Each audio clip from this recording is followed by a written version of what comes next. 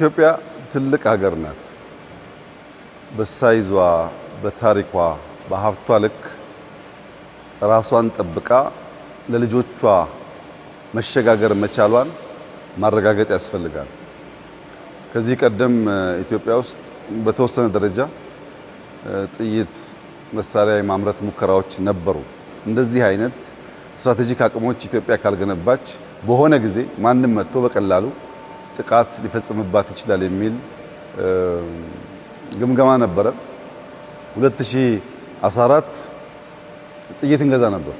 2015 ነው ፋብሪካውን መትከል የጀመርነው።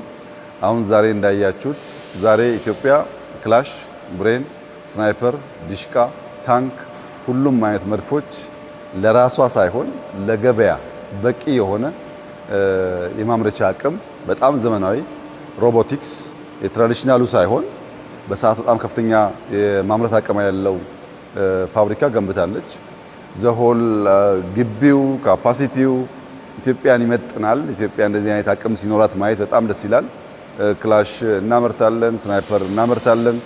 እነዚህ አይነት ነገሮች ከመግዛት ወጥተን አምርተን ለሌሎች የምንሸጥ ሀገር መሆናችን እና በጣም በአጭር ጊዜ ውስጥ 2 ዓመት ባልሞላ ጊዜ ውስጥ ይሄ አቅም ተገንብቶ በማየቴ በጣም ከፍተኛ ክብርና ደስታ ይሰማኛል። እኔ ወታደር ነኝ፣ ይገባኛል።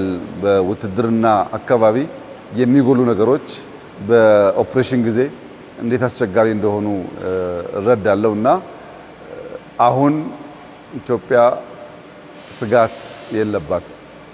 ጭንቅላት ያላቸው ልጆች አሏት። ጀግና ወታደሮች አሏት። ከግብአት አንጻር የነበረባትን ውስንነት ከሞላ ጎደል ፈታለች። ልብስ እና ምርት ሳይሆን ኢምፖርት እናደርግ ነበር። ለወታደሩ ጫማ ኢምፖርት እናደርግ ነበር። ጥይት ኢምፖርት እናደርግ ነበር። ክላሽ፣ ስናይፐር ኢምፖርት እናደርግ ነበር። አሁን በሀገር ደረጃ ብቻ ሳይሆን መከላከያ ልብሱን ያመርታል። ጫማ አምርቶ የሚያንሰውን ከሎካል ኢንዱስትሪዎች ይቀበላል። ጥይት ቅድም እንደሰማችሁት በጣም በርካታ ሀገር ኮንትራት ኦልሬዲ ፈጽመናል። በዚህ 3 ወር ብቻ ከ30 ሚሊዮን ያላነሰ ዶላር ሽያጭ ሽጠናል እና ማምረት መሸጥ ስለቻል አሁን ኢትዮጵያን የማጽናት ኢትዮጵያን የማስቀጠል ለልጆቻችን በአማረና በተሻለ ደረጃ የማስረከቡ ነገር በጣም መስመር እየያዘ በሁሉም መስክ እመርታዎቹ እየታዩ የተጨበጡ መጥተዋል። በግብርና ያመጣነው ውጤት ይታወቃል። በኢንቫይሮንመንት ያመጣነው ውጤት ይታወቃል። በማዕድን ያመጣነው ውጤት ይታወቃል። በአይሲቲ እና ቴክኖሎጂ ያመጣነው ውጤት ይታወቃል። አሁን ደግሞ በወታደራዊ አቅም በተለይ በኢንዱስትሪው በዚህ ዓመት ከፍተኛ ትኩረት ከተሰጠው ሴክተር አንዱ ከአምስቱም ፒላርስ ኢንዱስትሪ ነው። እስከ 12% እድገት ይጠበቅበታል። የመከላከያ ኢንዱስትሪ ብቻ የመጣው እድገት ግን በጣም ተስፋ ሰጪና ኢትዮጵያ በእውነትም እያንሰራራች ነው። ከስጋት ወጥታ ቤዚክ የሚባሉ ምርቶች አምርታ ራሷን ለመከላከል ራሷን ለማሳደግ የሚያስችል አቅም እየፈጠረች ነው የሚለውን በደንብ የሚያሳይ ነው። 3 መሰረታዊ ጉዳዮች አሉ ሀገር ሁልጊዜም ቢሆን ማምረት የሚገባት። አንደኛው ምግብ ነው። በቂ ምግብ የማያመርት ሀገር፣ ራሱን የማይመገብ ሀገር ለማንኛውም አደጋ የተጋለጠ ነው። ሁለተኛው ልብስ ነው።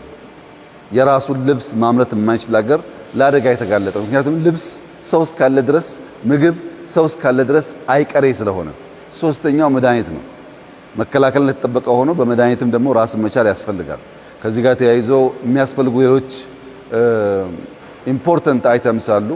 ነገር ግን በሁሉም መስክ እኔ አሁን ስመለከት በጣም ችግር የነበረ በቀላል ልናሟላቸው የሚገቡ ነገሮች ምላሽ እያገኙ ስለሆነ ኢትዮጵያ ተስፋ አላት። ኢትዮጵያ እያንሰራራች ነው።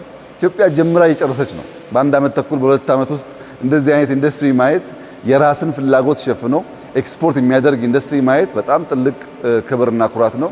ለዚህ ስራ የመከላከያ ሚኒስቴር አመራሮች፣ የኢንዱስትሪው ኃላፊዎች፣ እዚህ አካባቢ ያሉ በሺህ የሚቆጠሩ ሰራተኞች ከፍተኛ ክብርና ምስጋና ይገባቸዋል። በአጭር ጊዜ ውስጥ ኢትዮጵያ የሚያስፈልጋትን አቅም ፈጥረዋል። ገዝተው ሳይሆን አምርተው ለኛ ብቻ ሳይሆን ለሌሎችም የሚሸጥ አቅም ገንብተዋል። ለዚህ ኩራት እና ክብር ሊሰማቸው ይገባል። እኔም በበኩሌ እጅግ አድርጌ አመሰግናለሁ። በጣም ደስ የሚል ፍሬን ያየ ነው። በርቱ፣ ይቀጥል፣ እንዳይቆም ነው መልእክቴ። ይሄ በጣም ጥሩ ስራ ነው። በጣም ጥሩ ጅምር ነው። ግን በዚህ መቆም የለበትም። ኢትዮጵያ ከዚህ በላይ ስለሚገባት ሞር እርካታ ሳይሆን ሞር መጠማት፣ በቃ ሳይሆን ሞር መፈለግ በውስጣቸው እንዲተከል፣ እንዲመራመሩ፣ እንዲያመርቱ፣ እንዲሰሩ አደራ ማለት እፈልጋለሁ።